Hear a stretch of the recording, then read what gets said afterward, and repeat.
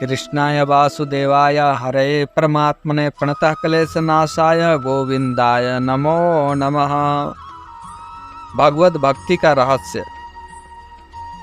भक्ता एकांतनिको मुख्या, एकमात्र भगवान को इष्ट मानकर उन्हीं का ही अनन्य भक्ति करना ही सर्वश्रेष्ठ भक्ति है। इसलिए संपूर्ण जगत को भगवान का स्वरूप समझकर भी ऐसी भक्ति का साधन किया जा सकता है, क्योंकि स्वयं भगवान ही जगत के रूप में प्रकट हुए हैं। इसलिए यह सारा ब्रह्मांड भगवान का ही स्वरूप है एवं देवता आदि में भी भगवान की बुद्धि करके भी भक्ति की जा सकती है और इसका फल भी भगवत प्राप्ति ही है।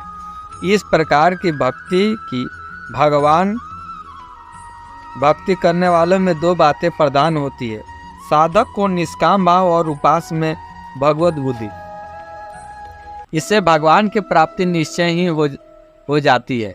किंतु समस्त जगत में भगवत बुद्धि न होकर भी साधक में पूर्ण निष्काम भाव हो तो भी उसकी सेवा का फल भगवत प्राप्ति ही है।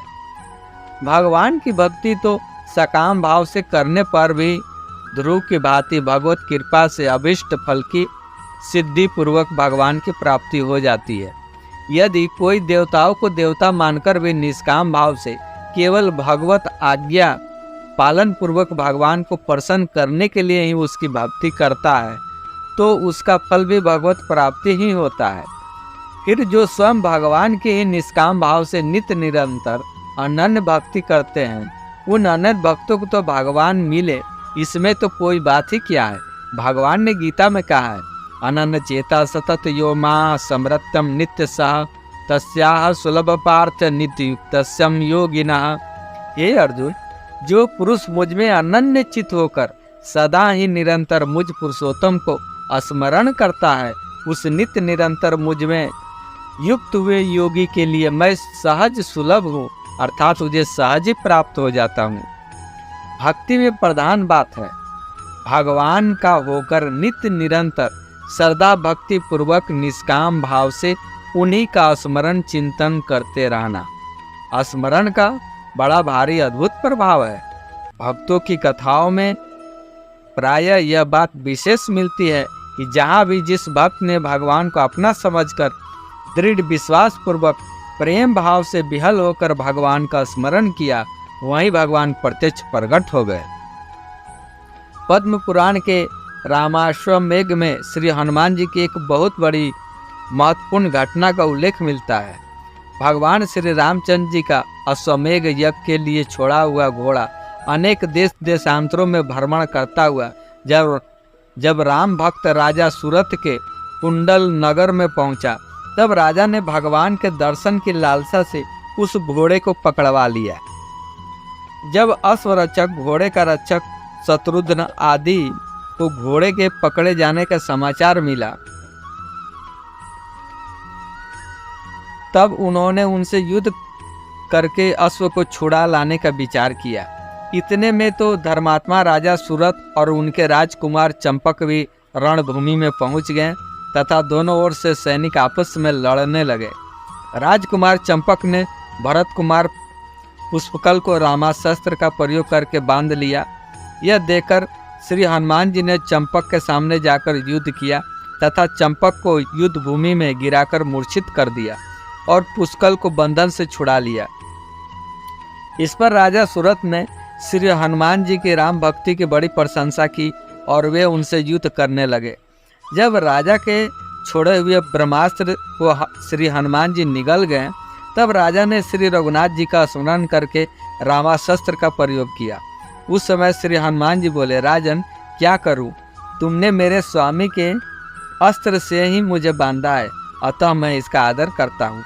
अब तुम मुझे इच्छानुसार अपने नगर में ले जाओ। मेरे प्रभु दया के सागर हैं, वे स्वयं ही आकर मुझे छुड़ाएंगे। श्री हनुमान जी के बांधे जाने पर पुष्कल ने राजा से युद्ध किया, किंतु वे अंत में मूर्छित होकर गिर पड़े। तब शत्रुघ्न ने राजा से बहुत देर तक युद्ध किया, पर वे भी राजा के बाण के आघात से मूर्छित होकर रथ पर गिर पड़े। यह देखकर सुग्रीव उनसे लड़ने गए, पर राजा ने उनको भी रामास्त्र का प्रयोग करके बांध लिया। तदंतर राजा सूरत उन सबको रथ में डालकर अपने नगर में ले गए। वहां जाकर वे राजसभा में बैठे और बंधे हुए हनुमान जी से बोले, हे पवन कुमार, अब तुम भक्तों के रक्षक परम दयालु श्री रघुनाथ जी का स्मरण करो, जिससे संतुष्ट होकर वे तुम्हें तत्काल बंधन मुक्त कर दे। श्री हनुमान जी ने अपने सहित सब वीरों को बंधा देकर कमल नयन परम कृपालु श्री रामचंद्र जी का अनन्य भाव से स्मरण किया। वे मन ही मन कहने लगे, हा नाथ हा नवो नवरोत्तमम महादयालो सीतापते रुचिर कुंडल सुशोभित वक्त्र भक्ति दायक मनोहर रूपधारिणम माँ बंधनापातम सपदी मोच्यम माँ विलंबम। पद्म पुराण। हा नाथ, हा पुरुषोत्तम, हा सुंदर कुंडल से सुशोभित बदन वाले, भक्तों के दुख दूर करने वाले तथा मनोहर विग्रह धारण करने वाले दयालु सीतापते, मुझे इस बंधन से शीघ्र मुक्त कीजिए, देर न लगाइए। श्री हनुमान जी के इस प्रकार प्रार्थना करते ही तुरंत भगवान श्री रामचंद्र जी पुष्पक विमान पर आरूढ़ होकर वहां आ पहुंचे। भगवान को पधारे देख राजा सुरथ प्रेम मग्न हो गए और उन्होंने भगवान को सैकड़ों बार प्रणाम किया। श्री राम ने भी चतुर्भुज रूप धारण करके अपने भक्त सूरत को छाती से लगा लिया और आनंद के आंसुओं से उनका मस्तक अभिषिक्त करते हुए कहा, राजन, तुम धन्य हो, आज तुमने बड़ा पराक्रम दिखाया है। फिर भगवान ने श्री हनुमान जी, सुग्रीव, शत्रुघ्न, पुष्कल आदि सभी योद्धाओं पर दया दृष्टि डालकर उन्हें बंधन और मूर्छा से मुक्त कर दिया। उन्होंने उठकर भगवान को प्रणाम किया। राजा सूरत ने प्रसन्नता पूर्वक अपना राज भगवान राम को समर्पित कर दिया। भगवान 3 दिन तक कुंडल नगर में रहे। फिर राजा सूरत को ही राज सौंप कर उनकी संपत्ति ले वहां से चले गए। तब राजा सूरत अपने राजकुमार चंपक को राजभार देकर शत्रुघ्न जी के साथ अश्व की रक्षा के लिए चल पड़े। यहाँ हमें भक्त हनुमान और राजा सूरत के भक्ति भाव पूर्वक दिए हुए स्मरण के प्रभाव पर ध्यान देना चाहिए। उनकी अनन्य भक्ति से आकृष्ट होकर भगवान तुरंत वहां पहुंच गए। भगवान के प्रेम पूर्वक अनन्य स्मरण का बड़ा भारी महात्म्य है। भक्त सुधन्वा की कथा देखिए। भगवान के स्मरण के प्रभाव से अत्यंत प्रतप जलता हुआ तेल भी उनके लिए अतिशय शीतल हो गया था।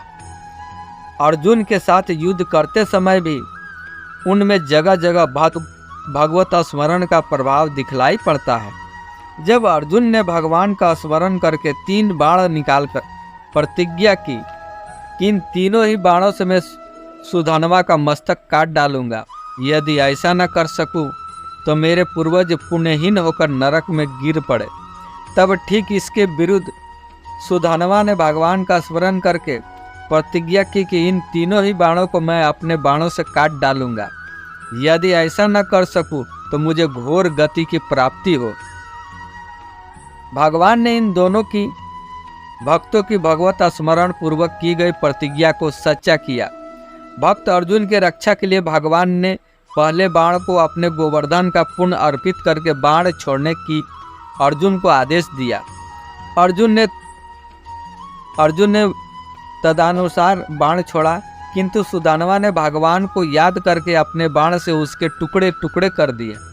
तब भगवान ने अर्जुन को दूसरा बाण संधान करने की आज्ञा दी और साथ ही उसे अपने अन्य अनेक पुण्य अर्पण किए। अर्जुन के दूसरा बाण छोड़ते ही सुदानवा ने उसे ही भगवान का स्मरण करके काट डाला। अब तीसरा बाण रहा। भगवान ने उसे अपना रामावतार का पुण्य अर्पण कर दिया तथा उसके पिछले भाग में ब्रह्मा जी को और बीच में काल को जोड़कर अग्र भाग में स्वयं जा विराजे एवं अर्जुन को बाण चलाने की आज्ञा दी। जब अर्जुन ने तीसरा बाण छोड़ा तब सुदानवा ने भगवान से कहा, भगवान, आप स्वयं इस बाण में विराजमान हैं, यह मैं जान गया हूँ। अब आप मुझे अपने चरणों में आश्रय देकर कृतार्थ करें। यूँ कहकर भगवान का स्मरण करते हुए उन्होंने अपने बाण से उसके भी 2 टुकड़े कर दिए। उनके 2 टुकड़ों में से पिछला भाग पृथ्वी में गिर पड़ा तथा अग्रभाग वाला टुकड़ा जिस पर भगवान श्री कृष्ण विराजे थे उछला और उसने सुधनवा का मस्तक काट डाला। सुधनवा का सिर कटकर भगवान के चरणों में आ गिरा। अपने सम्मुख भगवान का दर्शन करते हुए उसके मुख से एक ज्योति निकलकर भगवान में प्रवेश कर गई। अतएव भगवत स्मृति के प्रभाव को लक्ष्य में रखकर हमें भी प्रत्येक क्रिया भगवान का स्मरण करते हुए ही करना चाहिए।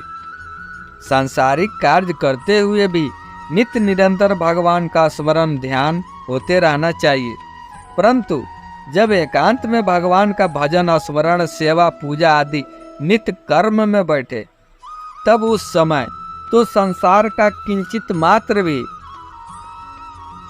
याद न करें, ऐसा विशेष ख्याल रखने की आवश्यकता है।